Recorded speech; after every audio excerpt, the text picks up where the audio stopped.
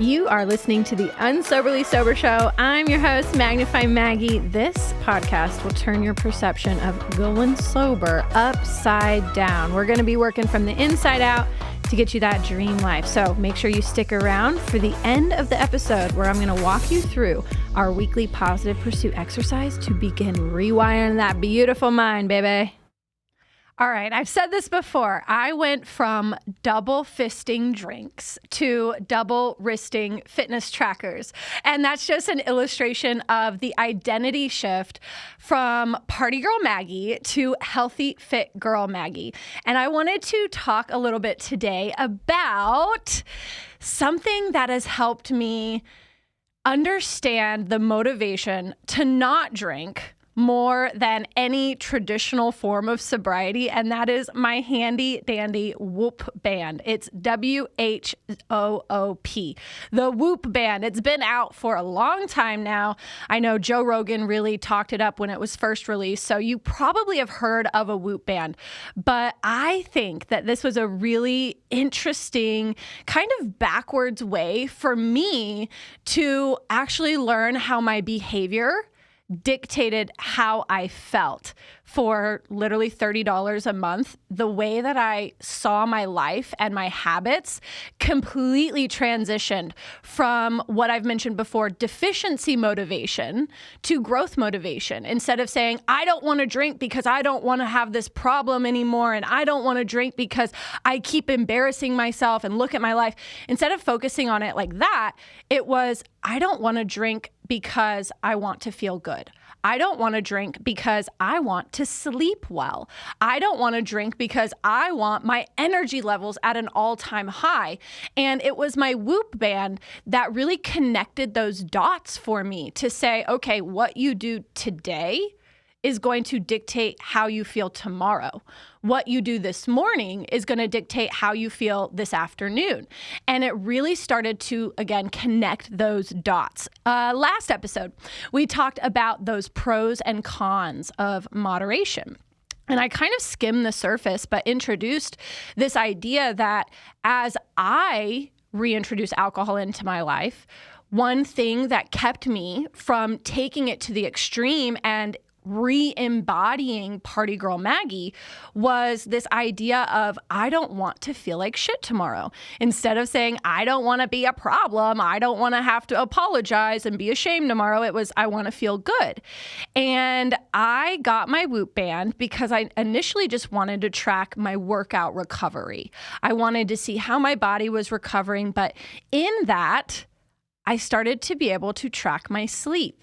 And I wonder if you might resonate with this, if you are still in party mode, if you're still trying to figure out how to shed that identity. There might be this kind of narrative in your mind that I'll sleep when I'm dead, or sleep makes you lazy, sleep makes you non-productive. And that's really how I felt. But then I would always be, again, tired. I would literally always be tired. I would always be extra stressed out, which is a symptom of not getting quality sleep. I would always have these impulsive moments where I didn't follow through on my decisions. Again, another side effect of not having solid sleep.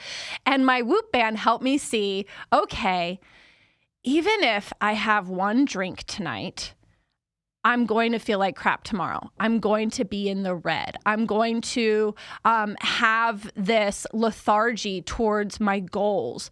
And that's not what I wanted anymore. So to kind of take it back, when I would have one or two drinks before I got my Whoop band, it was kind of easy to blame any of that fatigue or anxiousness the next day on what was going on in my life. Because when we're not aware of like our behavior being the cause of the effect, then it's very easy to blame outside circumstances. Oh, I'm stressed out because of this, or oh, I'm so tired because my husband wanted me to stay up and watch Netflix with him, or like blaming other things, blaming the outside world. Whereas when I got my Whoop band and I would have a drink, it was like, okay, all of the other things in my day might have been on point, but that one drink threw me off. That one drink, I can see how my sleep was depleted. I can see how I went from 3 hours of REM sleep to 30 minutes of REM sleep. And I had no way to understand that beforehand. I had no way to see that like there was this connection between how I felt and what had happened in my sleep cycle, what had happened with my stress. And that's also things that the Whoop band measures. And so I think, again, to go back, it helped me understand this law of cause and effect. You see, there's this universal law that there is a chain of causation. And if we don't understand this chain of causation, it's very easy to say, it must be these people I'm with. It must be my work environment. It must be this or that. And we don't actually look at the root cause of things. And so in wearing my Whoop band, I was like, you know what? I'm just going to test it, see how I sleep for, a month if I do not drink. And in that, it was like, holy smokes, I didn't realize that I could have this much energy. I didn't realize that people could feel this good if they just took care of themselves. I didn't realize that you could overcome stress that would have driven you bonkers if you were drinking regularly and not sleeping well. I could overcome that stress with creativity, and my mind was running on all cylinders. And it opened my eyes to how much I was literally robbing myself of that when I was drinking. And again, it started to transition into, I don't think, I haven't drank in a while. I could have one. I'm out at dinner with my husband and I could have a glass of wine, but I've been kind of tired lately. And I know that if I do have a drink, it's going to mess up my sleep even more. I'm going to be more tired. And it allowed me to see this really big oxymoron in my habits and in my lifestyle, that back in the day when I was really fatigued and very tired, those were the times, most of it, that I would drink to just basically entertain myself, distract myself from what I thought was bothering me. And I would take it to the extreme. And isn't it funny that it's like what I need to do is sleep, and what I'm going to do instead is something that knocks my sleep down at least 70%. I've read a lot of Whoop articles about how Whoop wearers are like not even intending to cut back on their alcohol, but it's just a natural trend when you start to see that connection between what you're doing and how you're feeling. I've had friends actually say I stopped wearing my Whoop because I party too much and it just reminds me of my poor behavior. And I'm like, well, that's one way to look at it, but you could also use it to motivate you.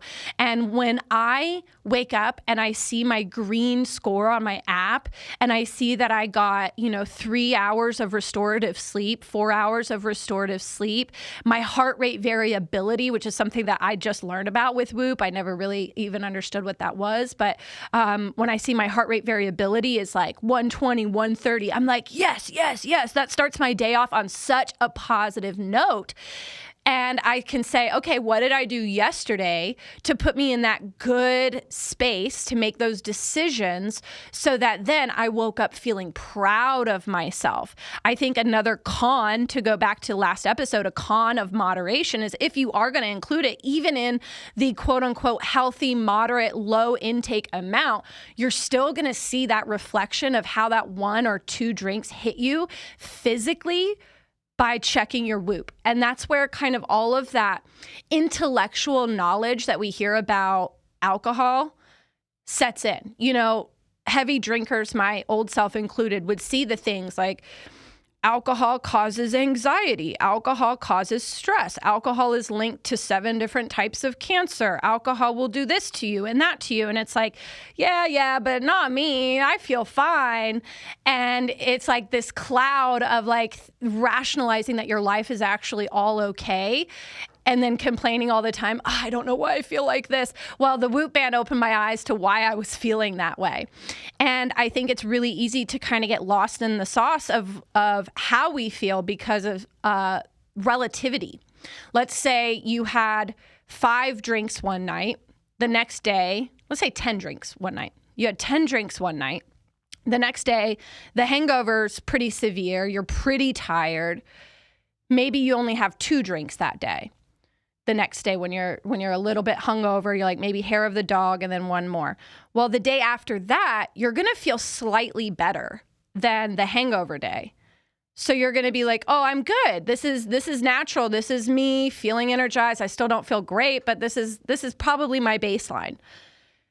When your baseline is now green, high energy, and you feel good, and then you have those 2 drinks, it will actually knock you down. And you have this internal motivation to not go backwards anymore, to not put yourself in a situation where you're waking up knowing that you did not make good decisions for yourself and feeling lethargic, knowing that you could have done different so that you weren't lethargic. That shades your mindset for the entire day. When you wake up and you're like, "Oh, I should have gone to bed earlier. I'm so sleepy. I hate mornings." And, the whole hitting the snooze button 10 million times. When you start to track your behavior and you have a handy dandy tool that gives you visuals of how your behavior is impacting the way you feel, then you start to want to chase better behavior. And it turns from a snowball of poor decisions into a snowball of good decisions. Instead of the downward spiral, you have an upward spiral. And I like to say that's the only spiral that I like to be on anymore. So upward spiraling is definitely a capability when you are tracking things and you have those visuals that allow you to see, okay, there really is an impact that alcohol has on my body, and I never could feel it because I was always feeling down. I was always feeling sick, but I normalized that. It was my everyday. I had nothing to compare it to. I remember it was probably about a year or 2 ago. Some of my friends, I went to a Sunday brunch, and some of my friends were having drinks, and it was, between 11 and I think we were there as late as 2 or 3. And people were like, "Oh, Maggie, it's early. If you want to have a drink, it's not going to mess up your sleep, because now that's my identity. People know I'm not going to drink very close to bed if I have any." And I was so excited about seeing my greens in my Whoop app and just feeling good every day that it was literally so easy, even though I could have had a drink and sobered up and not had it affect my sleep that night. It was so easy to say no, not because I was ashamed or because I was like, "No, I can't be fun today. I have to be lame." It was like none of that. It was like, I'm proud to say no, because guess what? I have this track of good decisions the past few days, the past few weeks, the past few months. I don't want to go backwards. And it becomes less about the alcohol or the little things that you're trying to force yourself to do. That kind of all washes away and becomes motivating. It becomes a drive to see how well you can treat yourself through your decisions. Again, if we are not cognizant of the fact that everything we do, every single action we take sets up a reaction, then we are going to spend our lives blaming our quote unquote poor circumstances on other people. And if it's other people, we can't change that, right? We can't change how we feel if we're letting the outside dictate. But when we start to understand, hey, I can set up a positive result, I can attract a positive result based off of my actions, then you are now in the driver's seat. And I think overall, that's really what my Whoop band has taught me, is that I'm in the driver's seat of my life and I'm directing this show. And if I want to feel good, it doesn't matter what anybody else is doing outside of me. I can just take care of myself. And kind of going back to the sleep thing, again, I would say, oh, I'll sleep when I'm dead. But if you're not sleeping right, you're not living right. And I think most people, all of my clients that I've worked with, all of the sober experimenters that have gone through the program, they all are astounded by the quality of life increase simply through quality of sleep increase. Because here's what happens, and I have an episode on sleep on my YouTube, so go back in the archives and check it out. But here's a little nutshell of what happens when you sleep. First off, you're going to be able to process your emotions from the day. That is a function of REM sleep, of your REM cycle. You're going to be able to process your emotions, which means they're not all sitting in the forefront of your mind tomorrow. Let's say you went through a really stressful day. That's usually why you're going to be extra tired that night, because your body is craving that sleep. So you're going to go through emotional processing. So you're not actually bringing those emotions and having that emotional carryover into everything. That's why we say sleep on it. Sleep on it. You're going to feel better the next day. Your mind is going to bring you clarity because you're going to have that emotional processing, that stress alleviation. You're going to go through the deep sleep cycle where there's actually this function of, it's called cerebrospinal fluid. It's flushed through your brain, and think about it as the garbage pickup. Every night, your brain puts out the garbage and the little pathways and asks the cerebrospinal fluid to flush through and pull out all that garbage. And if you're not getting deep sleep, which alcohol hits immediately, you will not fall into deep sleep. If you're not getting deep sleep, then all of that garbage actually piles up and congests the brain. And so you're going to experience a lot of brain fog. You're going to experience confusion, memory issues, and your brain is one of the most impacted pieces of your body when it comes to alcohol because of the hit that you take to sleep. So I love waking up and looking at my Whoop and being like, oh, I got 2 hours of deep sleep and 2 hours of REM. Look at me, I'm feeling good. And that already starts my day off so much better than waking up and being like, shit, I stayed up late drinking, or shit, I stayed up late looking at my phone. That's another thing that will affect sleep. You know, taking it past just removing alcohol, for those of you that might have already done that step and you're still not sleeping very well, there are so many other things that affect your sleep. If you're sitting up looking at your phone at night, that's going to keep you awake longer and going to keep you from falling into your deep sleep and your REM cycles. So there's a lot of habits even outside of alcohol, but that really was something that I never understood, because I would drink to the point where I would just pass out. I remember sometimes if I just had one or two back in the day, I would lay in bed and I would be a little buzzed and I would be excited. Like the dopamine was still rushing through me, and I would toss and turn and I'd be like, I want to do this, I want to do that. And this is very toxic, but over time I learned I'm just going to drink so much that I pass out and wake up drunk still. And that meant that I wasn't getting any sleep. I was actually just sedated. And so my brain wasn't getting these healthy functions. It's no wonder that I was so depressed. I was anxious. I could cry at the drop of a dime, and my emotional state was very dysregulated. And I thought it was just me. This is my life. I must need to go to the doctor and get anxiety medication or get on depression meds and all of these things, when it was something so simple as going to bed like a freaking adult. And you know, I think back the severity of sleep issues that come in with alcohol. If you've ever heard of DTs, delirium tremors, I never experienced these for myself, but I know I watched my mom experience this. It's basically in the absence of REM sleep for a very prolonged period. Your body, you're literally going to be having tremors, but your mind is going to introduce hallucinations. Your mind has to go through REM, and if you're not going to sleep, you're only going to sedate yourself. It's going to figure out ways to process those memories and those emotions in wake time. And this is very scary to see, especially as a kid. I remember talking to my oldest brother, Jake, and being like, Mom's drinking has changed. Something has gotten more severe. Do you think that she's on hallucinogens?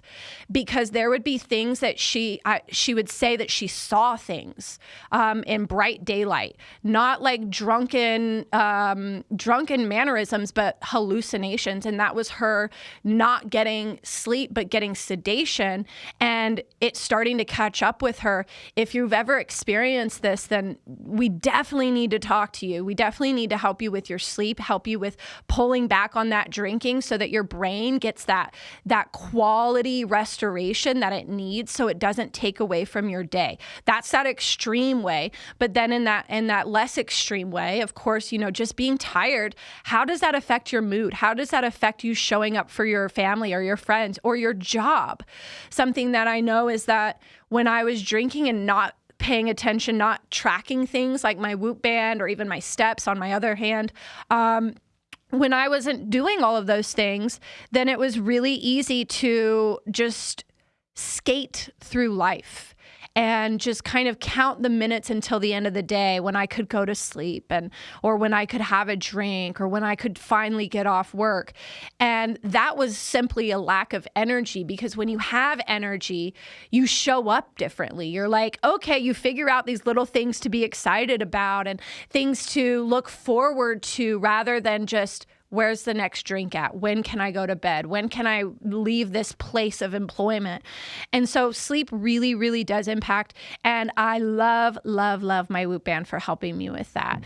And this week, I want to go back for an exercise where we are going to pull up that shreds documentation from, I believe it was episode 1 or episode 2, to get back in line with giving yourself an assessment, a score on your daily habits. If you remember this episode, if not, go back, we talked about these biological markers that you can use and give yourself a grade on. Shreds. It stands for sleep, hydration, recovery, as in muscle recovery, not alcohol recovery, but hey, recovery, energy, digestion, and stress. And in the initial exercise, I said, give yourself a score from 0 to 5, 0 being like, I thought about it and then said, F that, I'm out. 5 being, I set intentions, I mastered it, and on to the next. I want you to start really paying attention to the sleep and the stress indicators. Track the other things, the hydration, the muscle recovery, especially with Whoop. That will help you see how much you're recovering from your daily activity. Your digestion, which is also impacted by sleep and stress.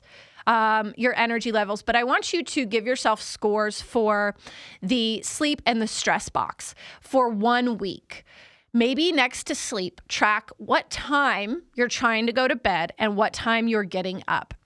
And then give yourself a score. Did I actually follow through? Did I go to bed when I said I would at 9:30? Or did I stay up late and watch the next episode on Netflix and scroll on my phone? And then once I got in bed, I couldn't fall asleep. Was it something like that? Which, hey, we're all human. That still happens. In that case, give yourself a 0 or a 1. And then on the days where you had a 0 or a 1 for sleep, give yourself a score for your stress. What did you perceive that day for your stress? Again, I think for the common person, we hear stress and we think, okay, I have to become de-stressed by removing people from my life or just taking a bunch of things off my plate. But stress is going to be present no matter what. It's not about taking things off your plate or manipulating anything outside of you, but about a mental reperception of that stress. So the stress for the shreds analysis is really how well you mentally handled stress. When things popped up, were you able to see a solution, or were you only drawn to catastrophize? What I find when I do this diligently is that if I get a 1 for my sleep, or I'm in the deep red on my Whoop, then I have a very difficult time coming up with positive intentions in the midst of things popping up and things that are perceived as stressful. And then I see that when my Whoop is in the green, or I've got a 4 or 5 on my shred scale, stress is so easy. It's a breeze. I can figure out how to move past it, or I can figure out how to just not even literally not stress about it, not be mentally picking myself apart over something. I can see the good in it, or I can allow myself to just relax long enough in order to let that just blow over. A lot of the stressors in our life are things that we imagine, things that will never happen, or things that we're going to get done anyway, and we're just wondering how we're going to do it. And when I've slept well and I don't have alcohol streaming my system, I'm able to see the good. I'm able to let go of what I can't control, and that already takes a huge weight off of my shoulders with perceived stress. I don't imagine the worst. You have an imagination, and it's going to go one of two directions. You're either going to imagine the worst or the best, and each way you have just as much potential to manifest either direction. So when I sleep well, I'm not drinking, then I'm able to imagine the best and literally call it into my life. It's this really magical way that your mind works. When you set it up and you understand that what I do today will dictate how I feel tomorrow, and there's nobody that controls me, there's nothing outside of me that can make me feel bad. In fact, I'm the only thing that can make me feel bad, but now I'm on track making myself feel better. That is the exercise for this week, to really pay attention to just the bookends of shreds: sleep and stress, and see how those are correlated. Spend 7 days giving yourself a bedtime and a wake time. Notice what's working to get yourself into bed at that time and get up at that time. What kind of narratives are working for you to get out of bed and get moving? What kind of narratives are working to get you into bed at night when you want to sit up and eat ice cream or have that cocktail or watch that Netflix? What things work for you? And then what's not working for you? Maybe it's that you need to get blue light glasses or a blue light blocking thing on your phone so that you can check emails and still get to bed and fall asleep. All of these little tiny things are going to make a difference. I promise you. And oftentimes it's these little things that are overlooked. No, that couldn't possibly make me feel better. No, that couldn't possibly make a difference, but it does. That is your homework. And I cannot wait. If you're watching this on YouTube, make sure you comment how your results showed up. What are you seeing your correlations looking like? Is it that you are able to sleep on a minimum of 4 hours of sleep at night and then wake up and be a baller shot caller? Or is it pretty tied in? That's what I would hypothesize here, is that if you're not sleeping, you're not feeling well. So let me know. And before we go, I just want to remind you that you are in the driver's seat. You can think differently in order to drink differently, or never again. It all goes down in the mind, and we will see you next time. It means the entire world to me that you have been here with me, letting me share my experiences and hopefully helping open your eyes to a bright, beautiful life ahead of you as well. So if you are loving this show, please subscribe, like, comment, and especially share this with somebody that might be in need. Please help get the word out. Word of mouth is so important, and I know that you're somebody special who can help me in this mission for thinking differently in order to drink differently, or never again. Make sure you reach out if you have any questions you want discussed on the podcast. I'm here for it. So I'll talk to you soon. Signing out, Magnify Maggie.